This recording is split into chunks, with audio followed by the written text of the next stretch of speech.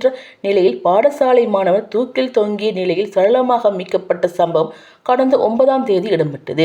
இச்சம்பவம் சாய்ந்தமருது 16 கஃபூர் வீதி பகுதியைச் சேர்ந்த ஃபவுசர் முஹம்மட் பிஸ்ருல் ஹாஃபிஸ் வயது 16 தூக்கில் தொங்கிய நிலையில் அவரது வீட்டிலிருந்து போலீசாரால் சடலமாக மீட்கப்பட்டார். குறித்த மாணவர் அல் ஹிலால் வித்தியாலயத்தில் கல்வி பயிலும் மாணவனாகவும் கடந்த 6 மாதங்களாக மன அழுத்தத்தில் சிகிச்சை பெற்று வந்ததாகவும் கடந்த 3 மாதங்களாக அவர்கள் பாடசாலை செல்லவில்லை என்றும் இது தற்கொலையா இல்லை வேறு சம்பவமா என்றும் ஆரம்ப விசாரணையில் தரப்பில் ஆரம்பிக்கப்பட்டுள்ளது.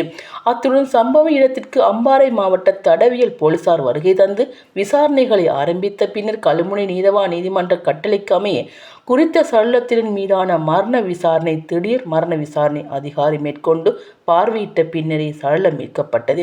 கல்முனை ஞாபகார்த்த வைத்தியசாலையில் பிரேத பரிசோதனைக்காக கொண்டு செல்லப்பட்டுள்ளது. மேலும் சம்பவம் தொடர்பாக சாய்ந்தமருது போலீஸ் நிலையத்தில் பொறுப்பதிகாரி SL ஜம்சுதீன் தலைமையில் போலீசார் மேலதிக விசாரணையை மேற்கொண்டு வருகின்றார். காலையில் வேளையில் உயிரிழந்த மாணவனின் தந்தை தொழுகைக்காக ஆயத்தம் செய்த நிலையில் இவ்வாறு அவரது மகன் தூக்கில் தொங்கி காணப்பட்டதாக மேலதிக விசாரணையில் வெளியிடப்பட்டமை குறிப்பிடத்தக்கதாகும்.